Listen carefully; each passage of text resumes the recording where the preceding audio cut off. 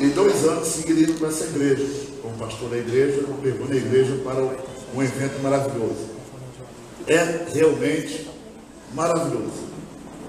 Eu louvo a Deus pela vida daquele homem que Deus levantou na terra para abrir, colocar o evento chamado Consciência Cristã. É uma oportunidade que Deus criou para falar com o povo dele de uma vez só. Porque, na verdade, reunir 10 mil a cada dia no local só, ia variando um dia e mudando de público com frequência, colocando crianças separadas, adolescentes separados no outro canto e ministrando a mesma palavra. A gente vê que cada evento da consciência está se encaixando no propósito de Deus de colocar a igreja dele no prumo, que a igreja nossa, infelizmente, já está se perdendo, e Deus tem demonstrado essa preocupação. Necessitamos de reforma urgente. A igreja precisa se reformar novamente.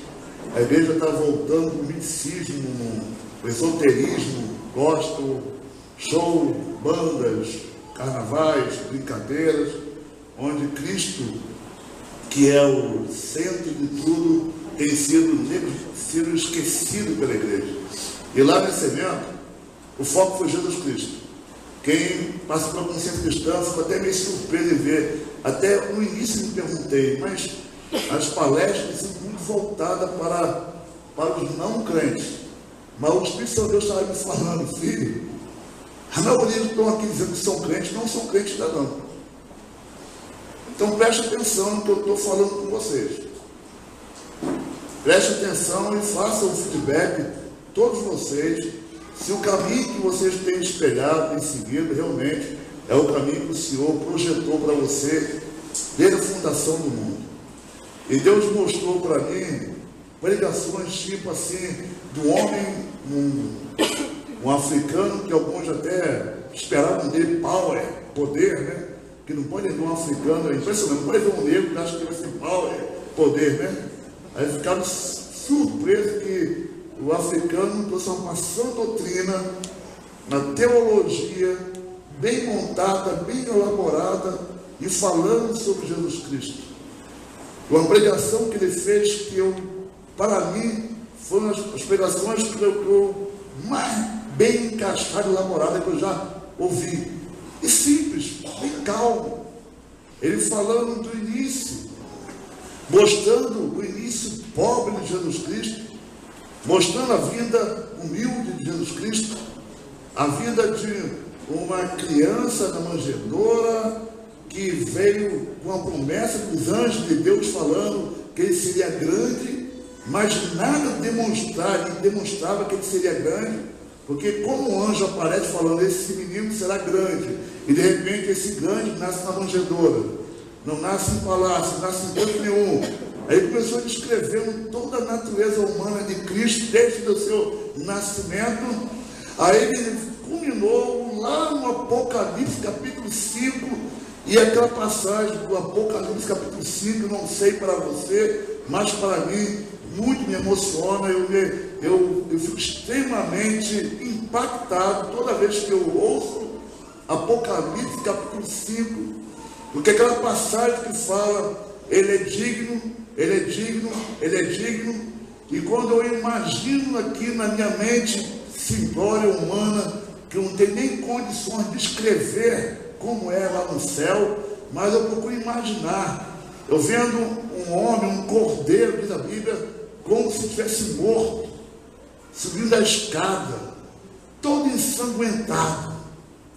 Imagine só a cena, o exército do céu reunido, milhares e milhões reunidos, e todo mundo perguntando quem é digno de abrir esse selo, para poder dizer o destino, para poder falar do propósito da nossa existência, para poder nos orientar de novo, para poder botar a nossa vida num prumo, e quem é digno, quem é digno, quem é digno, e de repente ele descreveu, esse africano, esse pastor africano da Zâmbia, ele conseguiu descrever com detalhes a cena do Senhor Jesus subindo com as suas vestes brancas, toda ensanguentada, e quando chegará no trono da suprema majestade do nosso Pai e Deus, ele toma o livro da vida na mão do Pai e abre o livro.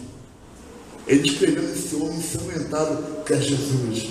Aquele que tem nascimento humilde, pobre, sem nada, que os anjos falaram que seria grande, e no final mostrando ele Senhor de todo o universo.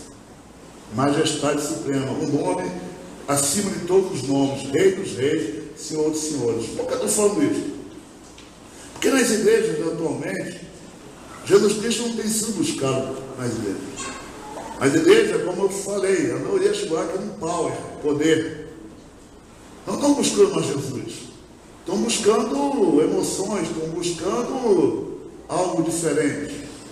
Estão buscando carnavais na igreja, estão buscando piada na igreja, estão buscando comédia na igreja. Mas, na verdade, poucos estão buscando Jesus Cristo na igreja. E esse evento da consciência cristã foi um evento que ele tentou falar o seguinte: chega, temos que botar um fim desse evangelho da prosperidade. Um evangelho onde buscam Jesus para mudar de vida, para ter uma vida melhor. Buscam Jesus para terem carros. Buscam Jesus para terem casas grandes. Buscam Jesus para resolver o problema do seu casamento. Buscam Jesus para resolver o problema. Tudo bem, o Senhor Jesus resolve isso realmente. Ele resolve, ele querendo resolver. Ele resolve, claro. Mas o objetivo do nosso cristão não é buscar essas coisas.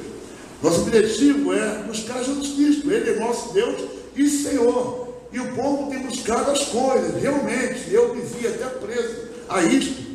Quando eu aqui pregando muitas vezes, as pessoas falam: mas pastor, o evangelho é duro. Eu falo: meu irmão, e eu tentando me ajeitar à vontade do povo. Eu, nos últimos meses da igreja, eu comecei a me entristecer e vendo que eu estava quase entrando na farsa gospel, de pregar o que o povo quer e não o que precisa. E eu falei: não, peraí, isso não é o evangelho que Deus me ensinou.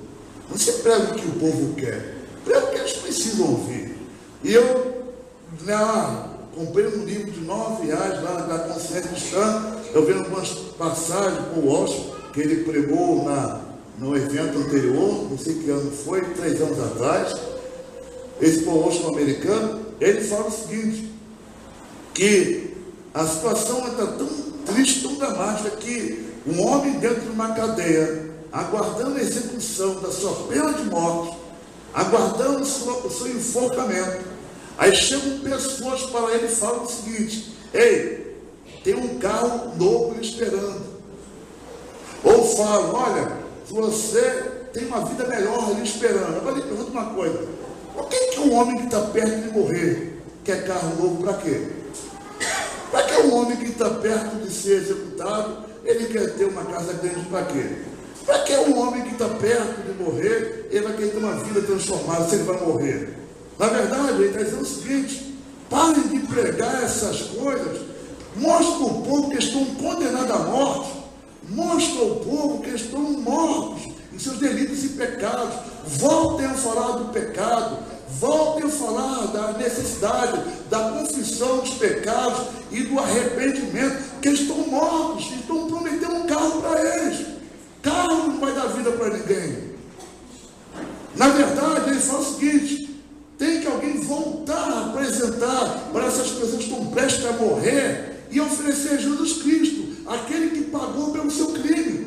E ele bota no seu livro o seguinte: o que tu prefere? Você condenado à morte, à cadeira elétrica ou na forca? O que tu preferia? Que o seu advogado oferecesse um carro para você ou dissesse para você que alguém pagou pelo seu crime?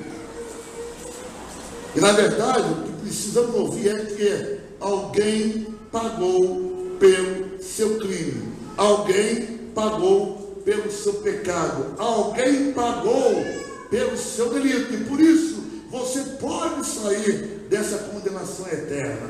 E qual é o resultado disto? Se você é grato àquele que pagou pelo seu crime, você imediatamente sai da sua cadeia e faz um compromisso com esse que pagou o seu crime de gratidão.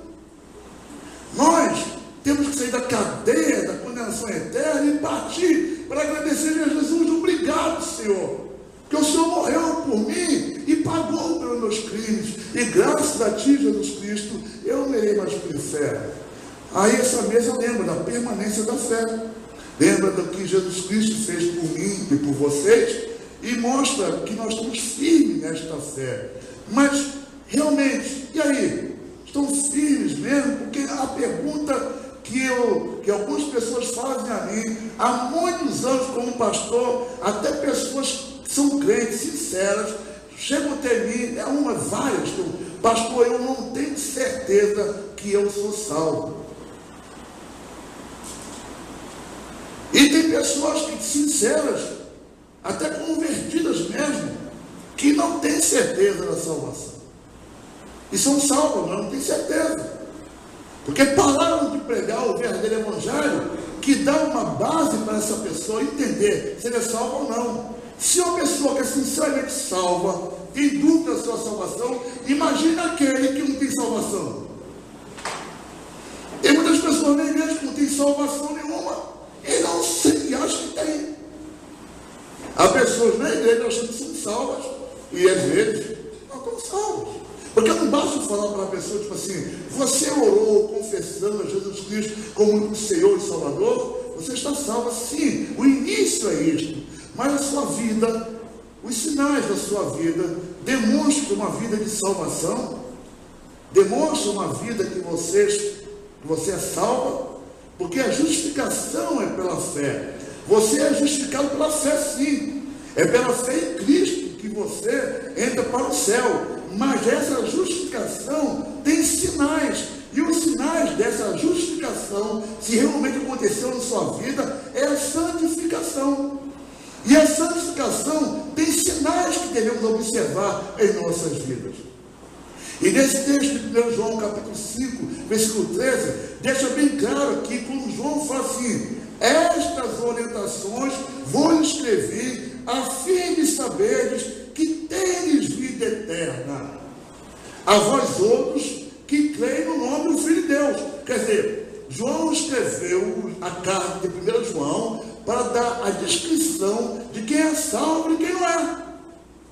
Quem já leu a carta de 1 João, aqui tem toda a descrição, os itens que você tem que bater para ver se você é salvo ou não. Porque se você não bater esses itens, tem que correr para o Jesus imediatamente, se possível hoje ainda, confessar os seus pecados, se arrepender dele e entregar a vida para Jesus Cristo. Porque eu tenho que mostrar isso para o povo, porque está cada vez mais difícil eu entrar nas internet da vida, e com tristeza eu vejo que um grupo está na consciência cristã, outro grupo está no carnaval, pulando carnaval. Chega isso, dá meu Deus do céu! Meu Deus do céu! Onde brinca o Espírito Santo de Deus? O salmo tem o Espírito Santo de Deus dentro. O Espírito Santo de Deus não se sente bem em lugar que não é sagrado, que não é condizente com a presença de Deus. Aí a gente é obrigado a pregar, segure da cadeira. Vai ter gente, talvez nunca mais volte nessa igreja, mas segura aí. Eu não estou aqui para pregar, para encher a igreja, para pregar a verdade. Segura a cadeira e veja aí. Vamos ver se agora somos crentes ou não. Eu tenho feito a minha avaliação, amém? Aí eu queria até projetar os textos aí para dizer que eu não estou inventando coisa. Está na Bíblia essas coisas, não é eu, o pastor El, que estou criando alguma coisa, amém? Eu não sei se vai dar para passar nesse telão, porque eu não quero que apague também tudo, não, quero deixar pelo menos um. E eu tive a graça, eu tive a alegria de contar fácil essa pregação, porque no próprio livro de Paul Rocha me dá todos os itens para eu pregar sobre o que eu vou falar aqui nesta noite. Entendeu? Aqui eu prego na escola de batismo. Tudo isso aqui eu falo na escola de batismo. Eu bato na tecla na escola de batismo. Quem se batizou nessa igreja passou pela escola de batismo e ouviu essas coisas, amém? Agora, isso aqui para o meu bem e para o seu bem, porque se eu estou fora do prumo, eu volto para o prumo. Eu não estou equivocado, eu não vou estar enganado, eu vou estar sabendo qual é o prumo. E se eu descobrir qual é o prumo de Deus, eu volto para Ele. Amém? Isto é graça. Porque alguns falam, pastor, pregar o evangelho do amor. Amor é falar a verdade, não mentira. Quem ama não quer ver ninguém no inferno. Quem ama não quer ver ninguém acordando e está em outro canto, achando que vai para outro lugar. Eu amo vocês. E eu sei que vocês me amam. Senão não seriam os irmãos. Amém? Então segura a cadeira um pouquinho. Vamos ver. Hã? Está me vendo aqui não? Eita, fica ruim. Teste bíblico para saber se você está na fé. Amém?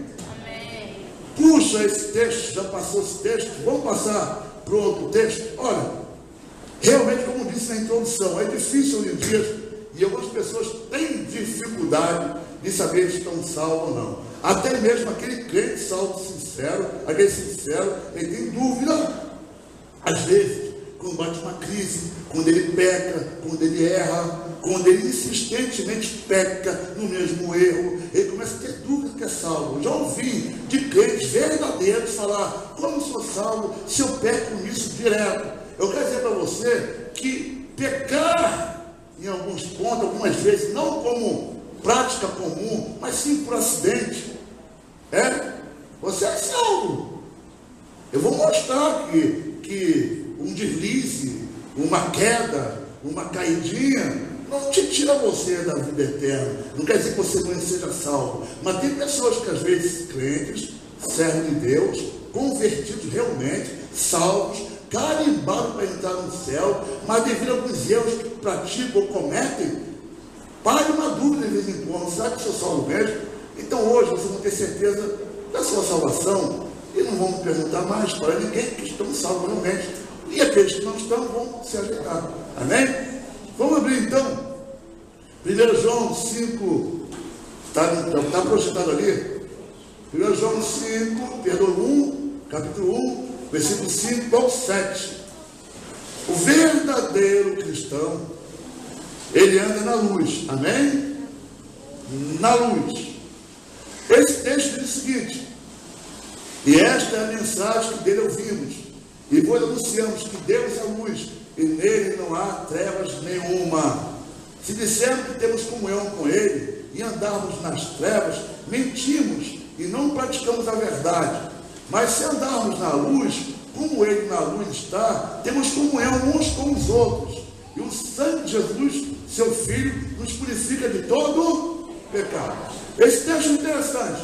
Quando fala de Jesus andar na luz, naquela época de João, apareceu os gnósticos, dizendo que Deus não tinha se revelado totalmente ao homem, que Deus era um mistério, que Deus estava oculto, que Deus estava nas trevas, escondido, e nem todo homem consegue entender a vontade de Deus.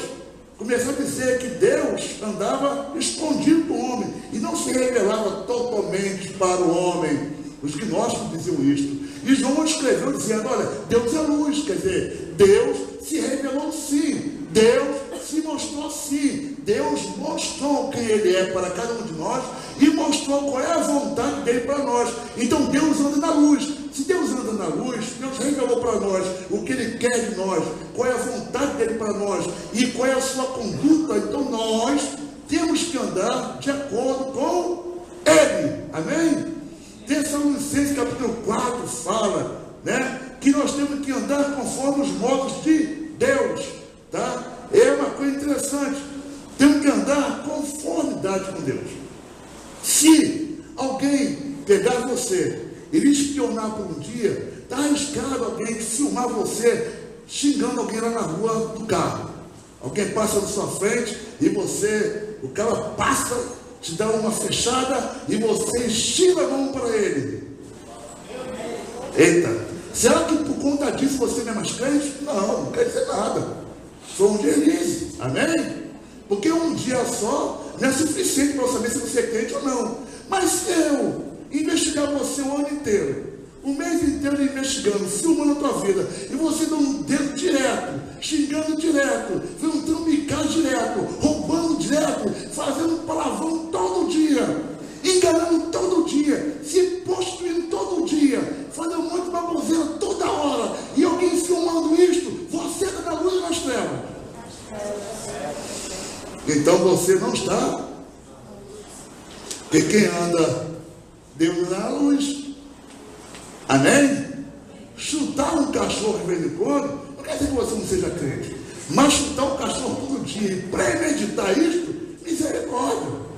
É uma coisa tão terrível isso. Você tem uma ideia, como o homem ímpio, é tão ímpio. Eu me lembro que quando eu era do mundo, eu tenho vergonha de eu falar aqui agora, mas você vai entender o que é uma pessoa má. A minha esposa deixa eu disso. Eu atropelava cachorro para brincar.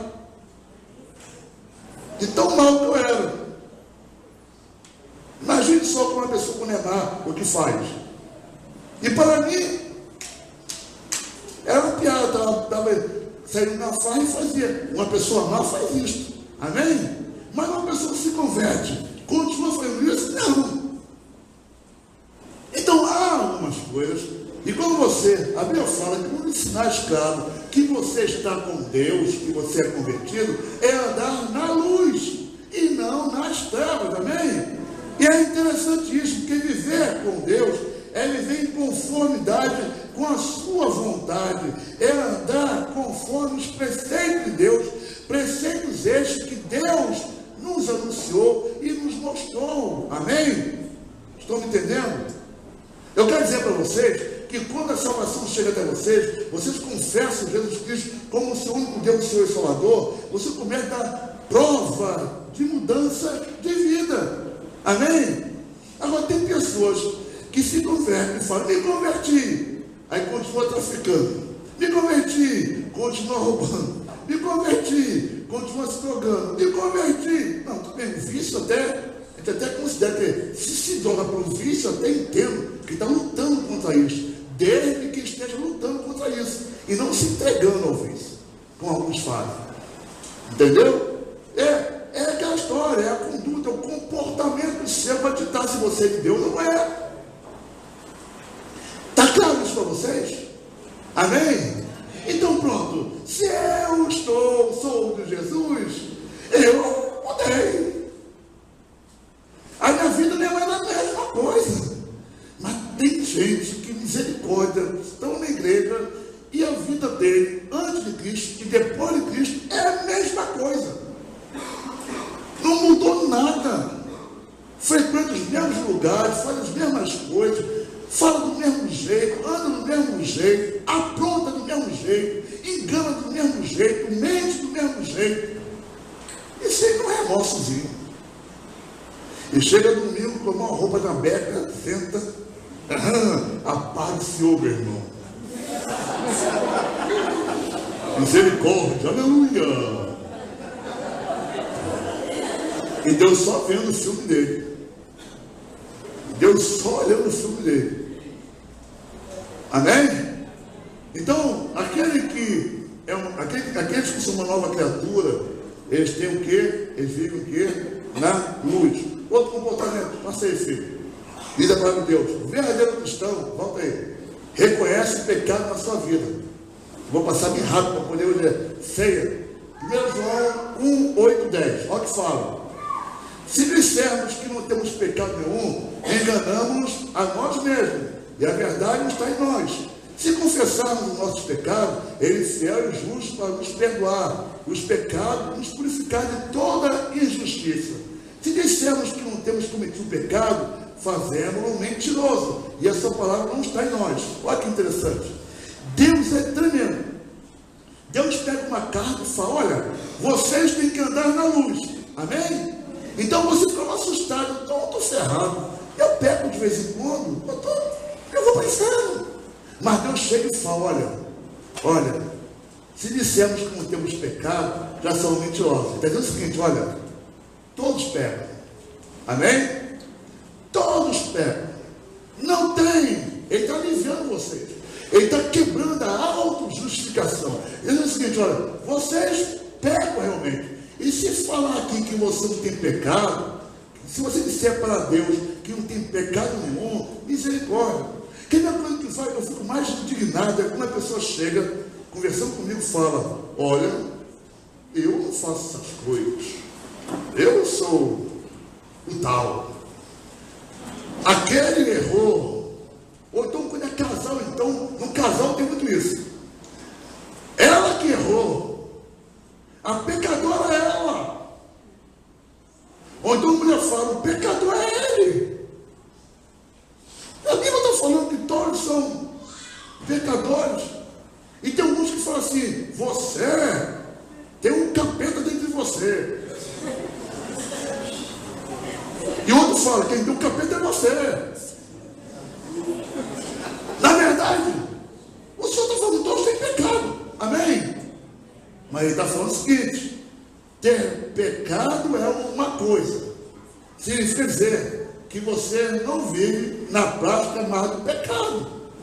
Porque ele entende, se ela fala que você tem que andar na luz, e aqui fala que todos pecam, e tem outras palavras dizendo o seguinte, você vive na luz, então pecar não é uma coisa contínua na sua vida, é porque um acidente. Eu costumo falar que o homem de Deus, ele não peca de forma premeditada, ele não peca de forma combinada e pensada, articulada. O pecado na vida de um servo de Deus é um acidente. Ele é um homem de Deus que ele reconhece seu pecado. O homem de Deus, ele reconhece que é um pecador e ele olha para a Bíblia com temor e fala, Senhor, tenha misericórdia de mim, que pecador eu sou. Estão me entendendo? O homem de Deus tem consciência do pecado, porque ele acordou para Cristo. Quem nasce de novo, ele consegue reconhecer o pecado, e por isso ele tem temor a Deus. E quando ele olha para a Bíblia e lê a Bíblia, ele se apavora, porque ele vê que não preenche os requisitos da Bíblia, e então ele parte com uma situação chamada confissão. Ele confessa o seu pecado continuamente, e continuamente está se arrependendo. Amém? Estão me entendendo? Agora me diga uma coisa, uma pessoa está descendo a muriçoca, aí vai para a ponta outra e volta outra vez, aí pega caipirosca, depois cerveja, depois está bêbado, depois pega o carro, vai para casa bêbado. Meu irmão, que consciência tem no pecado? Nenhuma. Qual é a consciência que ele tem do erro dele? Se ele não tem consciência do erro, é porque na verdade ele não reconhece o pecado. Se ele não reconhece o pecado na vida dele, é porque ele não tem o quê? Salvação. Ele é convertido. Estão me entendendo? É duro ouvir isso, mas é uma verdade. A palavra certa que nós usamos no grego aí é peripátio, quer dizer, o pecado, ele não anda, ele anda ao redor, ele anda ao redor do pecado, ele tem uma vida que não é uma vida em conformação com a orientação de Cristo. Deus orienta como devemos proceder, e essa vida do pecador, desse que não é convertido, a vida do não convertido, ele não bate com essa vida de Cristo. Ele não tem nada a ver, ele não se conforma, ele não encaixa em nada. É o mesmo que botar um losango e tentar, me perdoa, botar uma coisa mais radical, pegar um retângulo e empurrar um quadrado em cima. O retângulo tem lados diferentes do quadrado, não tem como encaixar, não tem nem como ajustar. Então, quer dizer, o homem que vive, que é convertido, ele tem um padrão de vida que vai espelhando o padrão que Deus. Porque eu não sou exatamente como Cristo quer que eu seja, mas eu tenho buscado ser como mulher. Eu tenho buscado imitar Jesus. E eu tenho que ter essa coragem de falar assim, eu tenho buscado minha vida imitar Jesus. Sou igual a ele? Não. Eu tenho uma vida perfeita? Não. Tenho erros? Tenho. De vez em quando chuto o cachorro, amém? Misericórdia, não. Desse mal eu não tenho mais. Se eu dou um beijo para animal agora, você tem uma ideia? Eu estou mentindo bem? Até formiga eu tenho pena de matar. Até barato, para ter uma ideia. Veja a baratinha andando, alguém quer matar barato. Não, deixa ela andar, é barata. Deixa ela viver aí. Deixa ela viver. É uma baratinha que mal faz, já está curtindo a sua vida. Pouco tempo de vida a barata tem, deixa aí. E a mulher desesperada, deixa ela um livro para barata, né? como ela não liga. Andar com Cristo é não ter uma vida de pecados. É reconhecer o seu pecado na vida e buscar se acertar com Deus o tempo todo. É ter uma vida de confissão constante com Deus. Eu, de vez em quando, erro com a minha esposa. Muitas vezes. Não sou hipócrita dizer que não erro com ela. Muitas vezes, às vezes, sou grosso com a minha esposa, de vez em quando. Às vezes, eu dou uma palavra dura para ela. De vez em quando, eu, às vezes, exagero na minha conduta. Mas o tempo todo, eu reconhecendo que eu errei, eu estou o tempo todo pedindo perdão. Ser cristão é isto. Amém? E pedir perdão é uma dádiva de Deus. O perdão é isto. É por isso que eu dou perdão. É por isso que eu falo, quando alguém errar com você e alguém pedir perdão a você, olha, nunca trate essa pessoa tipo assim, deixa pra lá. Não é assim. Valorize o pedido de perdão dele. E fala assim, eu te perdoo. A pessoa tem que saber que ela errou. Não é dizer, deixa pra lá, não é deixa pra lá não, errou, veio pedir perdão a você, olha para ele e fala assim, eu te perdoo. Porque ele tem que ter consciência que o pecado ocorreu. Ele tem que ter consciência que o erro aconteceu. E que requer uma reconciliação. Senão fica banalizado, é verdade? É verdade? Aquele perdão banal, errou, perdoe, errou, perdoe, todo dia erra, perdoe. Pisa um pé do cabo todo dia, perdão. Não é assim, amém? Vamos passar para a gente adiantar? O verdadeiro cristão ama os mandamentos de Deus, amém? Quais são os mandamentos que você tem nas suas mãos? Quais são os mandamentos? A Bíblia Sagrada está aí na tua mão.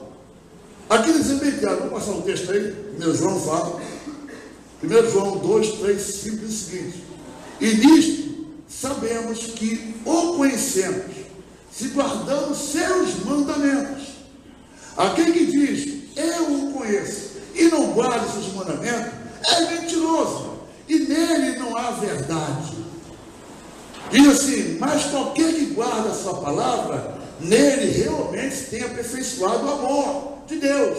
E nisto sabemos que estamos nele. Guardar o mandamento. Guardar o mandamento é andar como Jesus, é imitar Jesus Cristo. Eu acho interessante no livro desse homem aqui, ele fala o seguinte, como imitar Jesus? Como ser igual a Jesus? Aí você vai falar, pastor, é impossível. Vou te explicar o que é imitar Jesus, e ele tem uma historinha que exemplifica muito bem isso.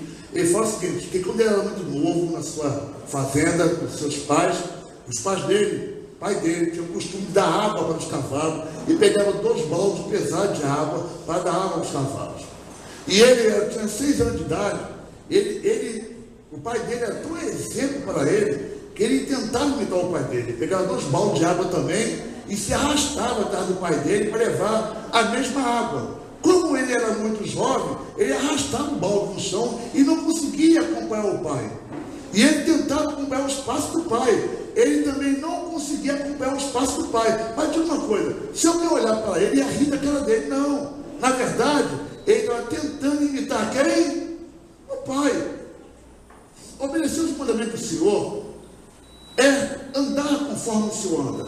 E andar conforme o Senhor anda é buscar, tentar imitar Jesus Cristo.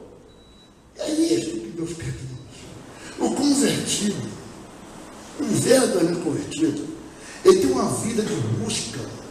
Ele busca na Bíblia Jesus Cristo. Ele busca na Bíblia o exemplo de Jesus. Obedecer os mandamentos é obedecer o que está na Bíblia sobre Jesus. Ele se revelou para nós. Devemos imitá-lo, andar, tentar segui-lo. Mas então uma coisa, não devemos usar a Bíblia para buscar cargo. Não devemos buscar a Bíblia para buscar bênção. Eu fico às vezes indignado, não tem nada contra algumas pessoas. Algumas são sinceras, mas tem pessoas que só lêem a Bíblia para botar uma palavra de vitória ou alguma palavra devocional, caixinha de promessa que eu vejo nos meios eletrônicos. Não é verdade? Você acorda de manhã cedo, bota um monte de texto, mas aquela pessoa está buscando a vitória, está buscando não sei o quê, a sua vida será abençoada, a sua vida será uma bênção hoje, você vai ter uma vida de realizações. Eu creio que Deus quer isso para nós, mas só que a Bíblia é um instrumento para buscar Jesus dentro dele, amém? Há pessoas que não estão lendo a Bíblia para buscar Jesus, é o equivalente. Alguém escreve uma carta para você, Deus escreveu uma carta para você, de amor por você, Ele diz que morreu por você, Ele diz que se doou para você, Ele te ama, Ele quer o melhor para você, Ele é o nosso Deus, soberano, o único Deus, e você ignora toda a presença dEle na Bíblia, e só busca as bênçãos dEle. Estão me entendendo? Estão me entendendo?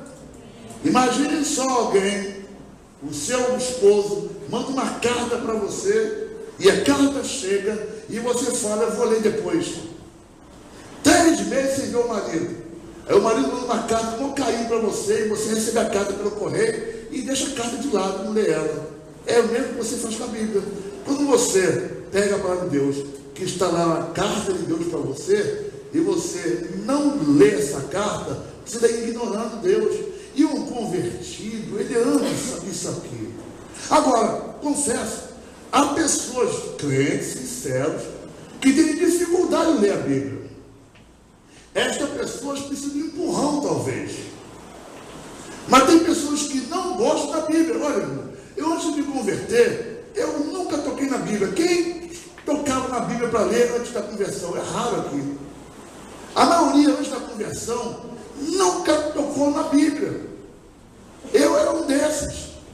Agora, me uma coisa, se eu me converti, eu tenho que mudar essa minha ideia e ter prazer na Bíblia. Mas se eu me converti, continuo não tocando na Bíblia, eu me converti? Eu me converti e continuo não gostando da Bíblia, eu me converti? Então, um dos sinais que você tem de conversão é gostar dessa palavra. Porque aqui se encontra Jesus Cristo, amém? Se encontra Jesus Cristo, você está andando conforme Ele. Para andar conforme Ele, só será possível através da Bíblia Sagrada. Olha, segurou aí na cadeira aí? Mas todo mundo para o céu, né? Amém? Amém? Pronto. Então bora caminhar para o céu. Vamos para outra passagem. O verdadeiro cristão anda como Jesus andou. É mais ou menos, perdoe, andar como Jesus andou. Aquele que diz estar nele também deve andar como ele andou. Aí que está. Como falei, eu expliquei, se você obedece o mandamento dele, você vai andar conforme ele andou. Se você andar conforme ele andou, é tentar imitar ele, como eu expliquei a vocês com relação ao caso do balde. Você não vai aguentar carregar tantos baldes como ele, mas vai tentar carregar os baldes como ele carrega. Estão entendendo? Isso é andar como o Senhor andou, e não andar conforme o mundo andou. Há pessoas que claramente não estão andando como Jesus anda. Não andam. Temos que ser sinceros conosco. Olha para dentro de você. Você anda como Jesus anda? Você tem buscado seguir Jesus? Tem buscado andar nos passos dele? Olha, essa pregação tem esse objetivo, porque esse pregador, eu tenho que tirar esse fardo de mim. Eu tenho que passar para vocês. Analise a sua vida. Eu vou analisar a minha o tempo todo, tá? Eu também faço parte. Essa palavra é para mim também. Mas vocês, façam uma análise da sua vida. Vocês estão imitando Jesus ou imitando seus ídolos? Lá em Ezequiel falou que Jesus Cristo, Deus falou que lá em profeta Ezequiel, que ele viria nos limpar de toda impureza e nos afastar de todos os ídolos. Na verdade, as pessoas imitam mais os ídolos da terra do que Jesus Cristo. A pessoa se veste como a novela, se veste como o ator, fala como lutador de boxe, fala como jogador de futebol, imita eles, anda como eles. Eles são os seus ídolos, mas poucos vestem a camisa de Jesus Cristo. Muitos estão vestindo a camisa de outros ídolos e não de Jesus. Caramba, isso é certo? É? Não é é não, meus irmãos. Vamos vestir a camisa de Jesus Cristo em nome de Jesus. Amém? Posso ouvir um amém? Amém. Infelizmente, eu não estou sapateando, não. Porque, na verdade, as pessoas têm pregado emoções. E essa doutrina deve ser deixada de lado. As pessoas estão buscando dos pregadores algo, tipo assim, uma profecia, uma promessa, algo para ele. Não estão buscando Jesus. Querem nos cultos alguma coisa, tipo assim, a tua vida vai mudar. Busca no púlpito, tipo assim, o teu casamento vai ser restaurado. Busca no púlpito, tipo assim, você terá tuas finanças, o seu recurso financeiro melhorado por Deus. Mas não é isto. Aquela palavra que Deus fala, buscai o reino do céu, não é demais coisa hoje. Não é o contrário. Temos essa consciência que Jesus Cristo é o alvo nosso. E a palavra de Deus não fala que amar Jesus Cristo é sentir Jesus, é sentir arrepio. Aqui fala que é amar os mandamentos dele. Eu uma vez fui pego numa crise, de tanto ver as pessoas que eu fico arrepiado, eu fico, excitado, que eu fico, cheio de coisinha. Quando falo em Jesus, eu achei engraçado. Eu não sinto isso. E eu fiquei preocupado comigo. Será que eu amo realmente Jesus Cristo? Eu não sinto esses arrepios. Eu não sinto esse tremelique. Então eu não amo Jesus. Será que eu me converti realmente?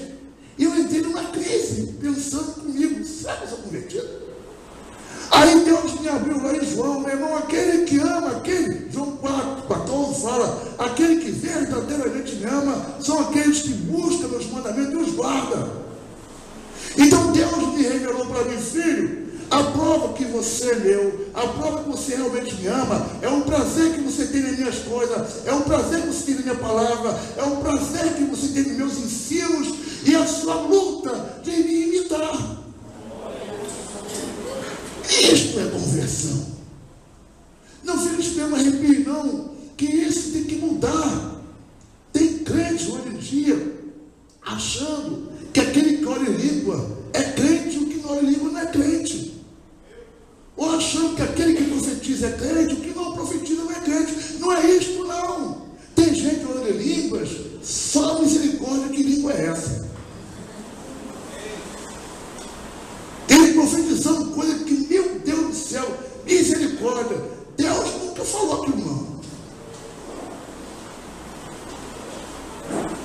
Eu tenho ficado assustado com os pregadores aí. Outro lá na consciência cristã, o cara contou uma história que eu dei risada. Tinha uma campanha, quem estava comigo na consciência ouviu essa historinha. Lá numa igreja, que não vou dizer o nome, vou falar do jeito que ele falou. Numa igreja, que não vou dizer o nome, eu entrei numa igreja e disse, a campanha para entregar o seu Isaac. E começou a campanha. Entregue seu Isaac, quer dizer, entrega o que você tem de mais precioso. E a campanha começou. E todo mundo entregava seu carro, entregava a carta, entregava a chave, entregava dinheiro, entregava muita coisa. Entregue seu Isaac, que você receberá de volta em Deus.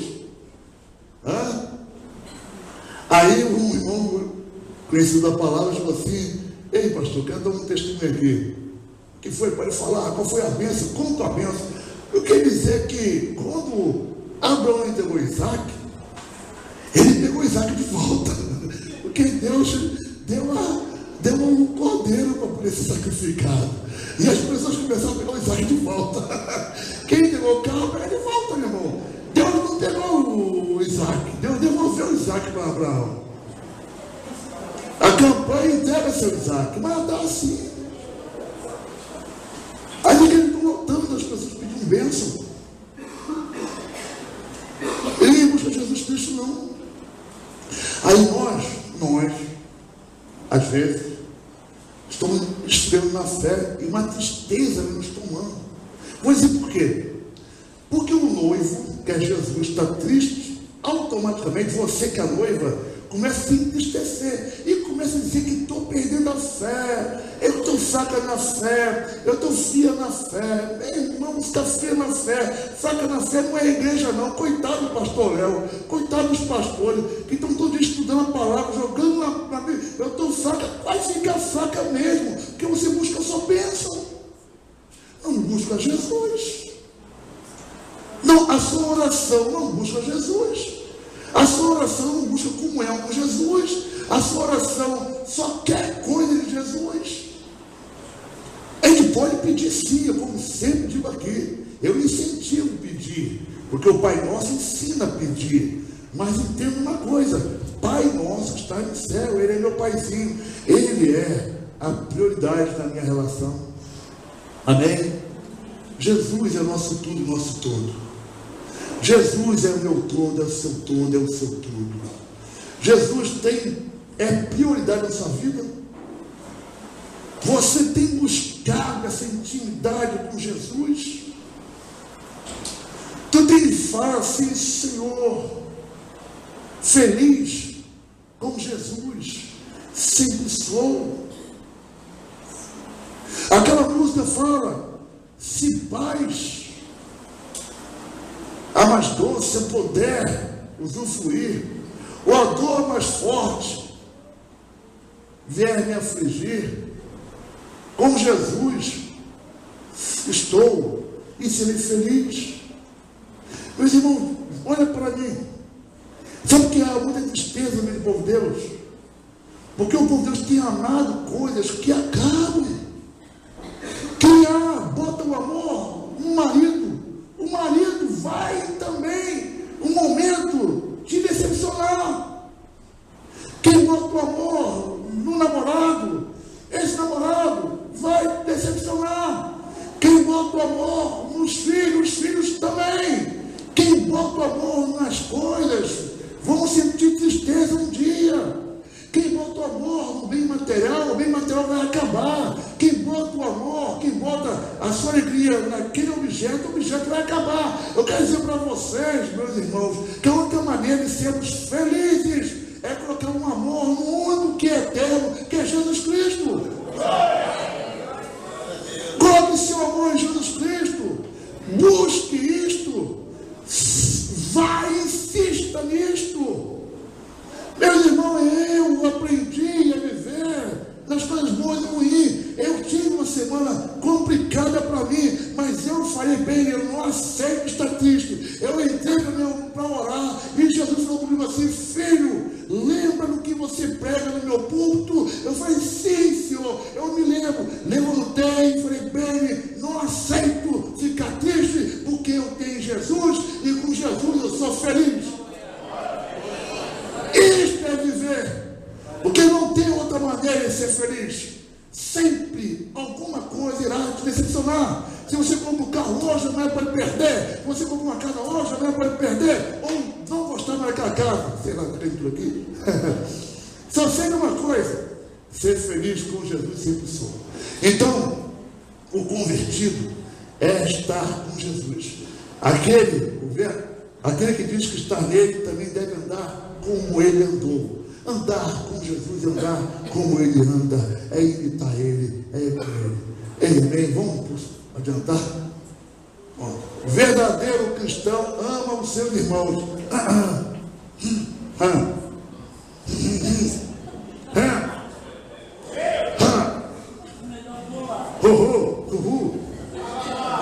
Amém? Aleluia? Glória a Deus! Glória a Deus! Aleluia! Amém. E quando ele fala, amados, não vos escrevo, João 2, 7, 9. Fala, amados, não vos escrevo um mandamento novo, mas um mandamento antigo, que desde o princípio.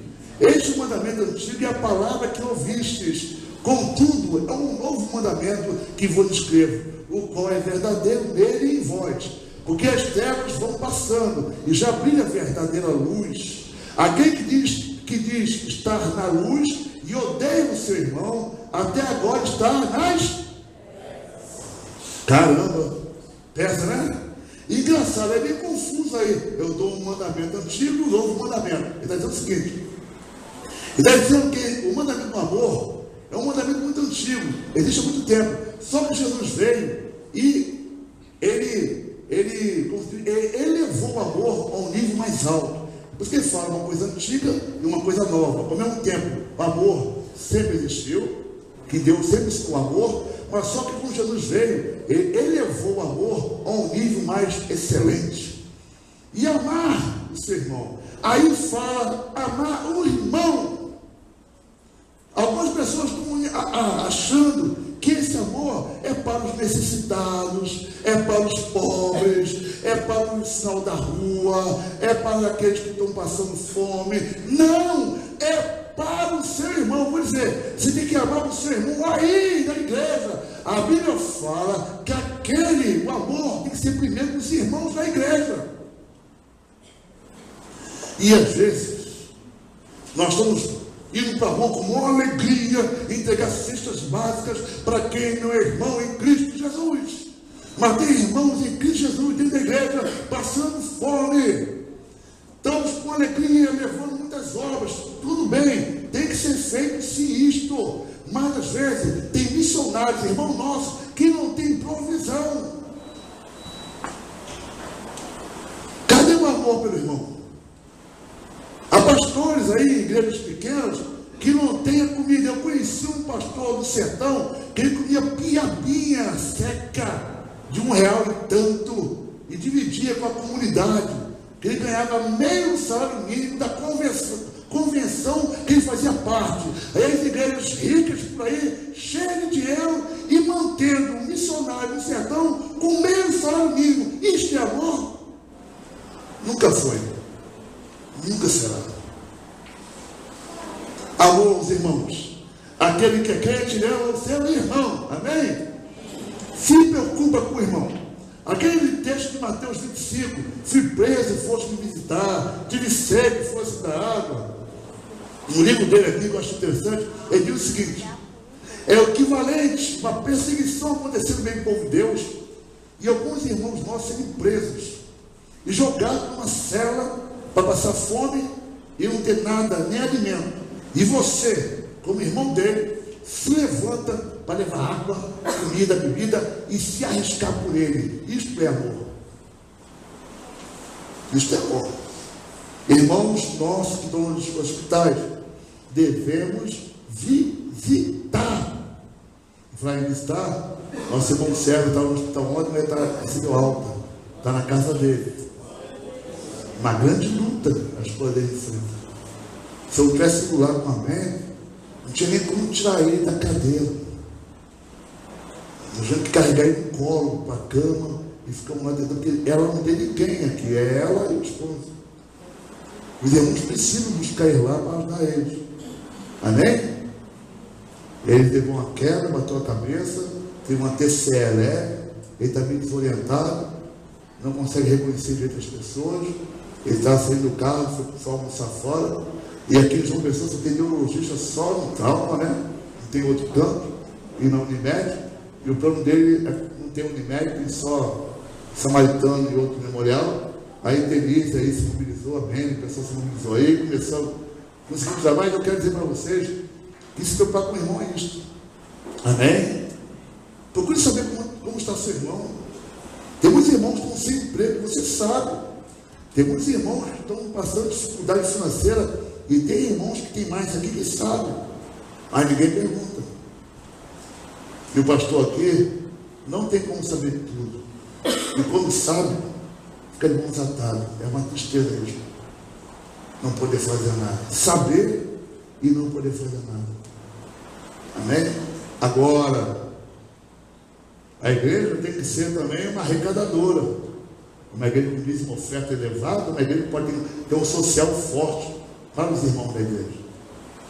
E depois o de fora. Amém? Vamos passar para cantar? Bom, então entenderam que o amor é para o seu irmão? Amém? Verdadeiro cristão não ama o mundo. Amém? Vamos passar o texto para encerrar. Não ameis o mundo, nem o que há no mundo. Se alguém ama o mundo, o amor do Pai não está nele. 1 João 2,15 e 16. Anote aí. Está aí, projetado. Porque tudo o que há no mundo, a concupiscência da carne, a concupiscência dos olhos, a soberba da vida, não vem do Pai, mas sim do mundo. Amém? Não ame o mundo. O mundo tem nada para dar para a gente. O mundo, o que tem de bom nesse mundo? E diga aí, encontra uma coisa boa. Olha, voltando um pouco para andar com os irmãos. Eu falei antes, andar com os irmãos, foi? Bom, vou voltar um pouquinho nessa área. Eu tenho que fazer um aspas aqui. Se o número de amigos que você tem está cheio de pessoas do mundo, cuidado, viu? Tem pessoa que tem mais amigos do mundo que da própria igreja. Tem pessoas que enchem sua casa e as pessoas do mundo, os irmãos da igreja nem passam perto da casa dele. Sai para tudo é canto com as pessoas do mundo, paga conta para as pessoas do mundo, mas não convida o irmão da igreja para comer com ele. Olha, amar o irmão é andar com ele. É só dizer, a paz do Senhor, meu irmão, te amo em Cristo Jesus. Mas você lá, eu aqui. Na minha casa tu não vai, que teu papo é chato. Mas você ama o teu irmão, ama. A paz do Senhor, meu irmão. Tu nunca foi na minha casa, pode ir lá na minha casa, ó, almoçozinho. Na casa pode ir agora à vontade, né? Eu estou comendo só folha agora. Agora vai ser economia total. Então, quando for, a paz do Senhor, meu irmão, vamos naquela comer, vamos sair, vamos participar, vamos compartilhar, vamos embora ver como eu vivo, como eu moro. Jesus Cristo fazia assim, Jesus fazia assim. Entra na minha casa e veja como eu vivo. Veja como eu ando na minha casa. Você saberá quem sou eu. Cuidado com as amizades que não são seus irmãos. Esses vão lhe trair sempre. O salmista Davi falou assim, na minha casa não entra ninguém do mundo. Davi disse isto, na minha casa eu fechei a porta, só entram as pessoas que conhecem a Deus e têm temor a Deus. Quando eu era no mundo, só gostava de andar com as pessoas do mundo. E o pinguço deixou de ser meu, passou a ser um alvo da minha misericórdia, passou a ser o alvo do meu amor para alcançar a vida dele para Cristo. Mas eu parei de me relacionar com ele intimamente, porque as ideias deles, os pensamentos deles, não coincidem com meus pensamentos, com as minhas ideias. Amém? É até arriscado. Boto na casa o ímpio, vai até cantar minha esposa se bobear. Tem cara que faz isso, coitado. Está se lascando aí, viu? Cuidado. Porque cuidado com essas coisas, ele é ímpio. Qual é o respeito que o ímpio pode dar para um crente? Nenhum. E o diabo usa quem? O filho da desobediência, está na Bíblia lá. Ele vai usar. Então, cuidado, viu? Um alerta para vocês. Voltando, para finalizar, quem anda, ele anda com, não anda no mundo. Amém? É correr do mundo, o mundo está por aí. Você jovem, eu lhe pergunto uma coisa, os jovens somente, a sua vida bate com o mundo, é igualzinho a vida que você tinha no mundo. A vida que você leva hoje difere da vida que você tinha antes de se converter? Ou a vida que você tem hoje é a mesma, igualzinha de como você tinha antes da conversão? Porque se a vida que tem hoje não difere da sua vida antes da conversão, quer dizer que você talvez não seja um convertido. Amém? Todos entenderam aqui quem é um convertido e quem não é convertido, amém? Então aqui, quem é convertido, não tem mais nenhuma dúvida, amém? Dê glória a Deus, aleluia. Ele está fraco, então tem pouco convertido aqui. Quem é convertido é glória a Deus. Não deixe o diabo jamais botar dúvida na sua cabeça. Você é salvo em Jesus Cristo. Dormindo hoje, irá acordar no céu.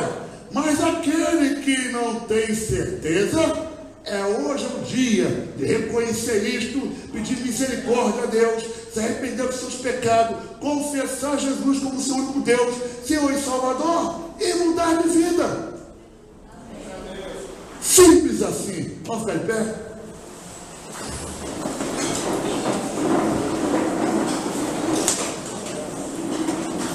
Eu acho que hoje eu consegui acabar com o carnaval dos crentes, né? Não vou encontrar mais nenhum crente nas ruas de salca. Nem os filhos de crente nas ruas de salquinha. Amaldiçoando seu filho desde criança. Depois. Tem na época lá no Rio de Janeiro, tinha uma fantasia chamada bate-bola. Quem que é carioca aqui? Carioca. Aí, o Jair sabe, né? Bate-bola, né? Eu sei de bate-bola há muitos anos, né? E tinha uma maldição. Quem sai de bate-bola o ano tem que sair 7 anos seguidos. Se não sair, tem uma maldição em cima da gente. Eu saía com um bate-bola, máscara terrível no rosto, com uma roupa largona, uma bexiga na mão e a capa, uma capa bonita, enfeitada. Misericórdia, é um bate-bola aí. Isso aí ia batendo em todo mundo lá com bola. Era um bando. Um bando. Que belo exemplo eu ia passar para os meus filhos se eu continuasse botando máscara no meu filho. Que belo exemplo eu ia passar para o meu filho se eu continuasse botando meu filho umas fantasias de carnaval. Aí depois ia ver meu filho embriagado nos blocos e ia reclamar: filho, larga essa vida. Foi você que ensinou, pai. Larga essa vida, filho. Foi você que ensinou. Tu está virando alcoólatra, mas eu aprendi a beber contigo. Tu está se drogando, eu aprendi contigo. Tu me ensinou tudo, agora quer me proibir? Andar como Cristo andou, falar como Cristo falou. Conversão é largar o mundo. Conversão é sair das trevas. Tessalonicenses capítulo 2, 1 Tessalonicenses, fala que Deus chama das trevas para a luz. Está no presente. Na expressão grega é no presente, quer dizer, é contínuo. Deus está chamando todo dia nós para a luz. Todo dia. E tem gente, todo dia Deus chama para a luz e todo dia volta para as trevas. Todo dia Deus chama para a luz e todo dia volta para as trevas. Pergunta a você: se Jesus voltar, onde você está? Esse vai e volta, esse vai e volta, esse vai e volta. Jesus Cristo é nosso tudo, nosso todo, é nosso Senhor. Entrega a vida para Jesus Cristo, não tenha medo não. Não tenha medo de ser feliz. Porque ser feliz é como Jesus sempre sou. Vocês vão experimentar isto um dia na sua vida, como eu já experimentei muitas vezes, e não sei se vou parar de experimentar. Situações complicadas na minha vida, e Jesus aparecer para me acalmar, me tranquilizar, me abraçar. Isto é ser feliz com Jesus. Quantas vezes sem Jesus eu me desesperei?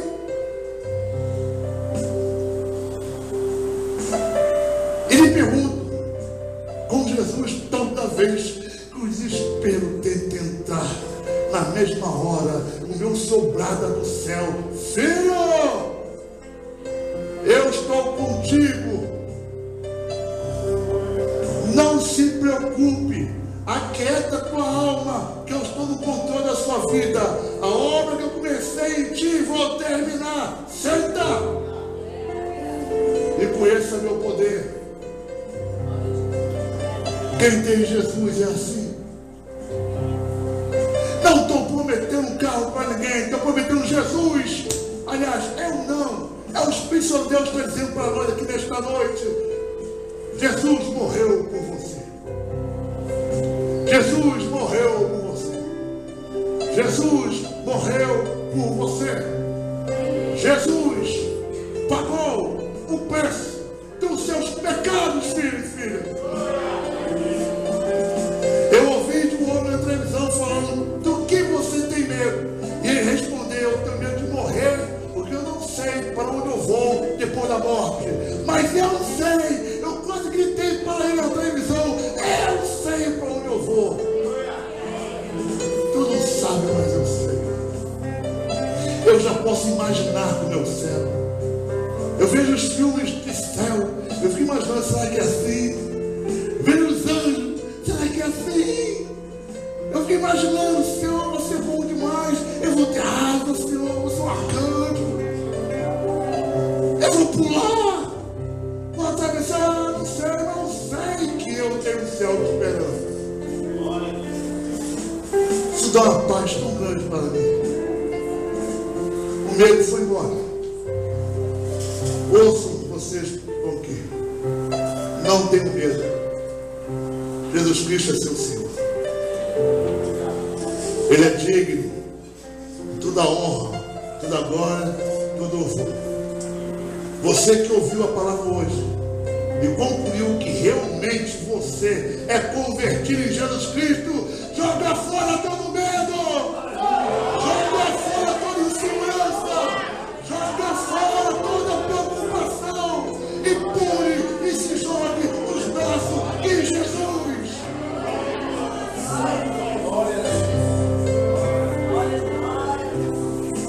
Não sou perfeito,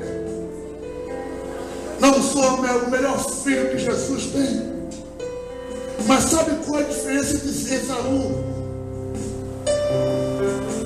e Jacó? Esaú e Jacó, ambos ficaram ricos.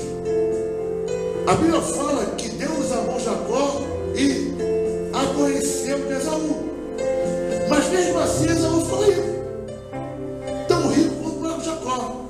Mas sabe qual é a diferença de Esaú para Jacó? Esaú, Deus deixou Esaú ser Esaú mesmo.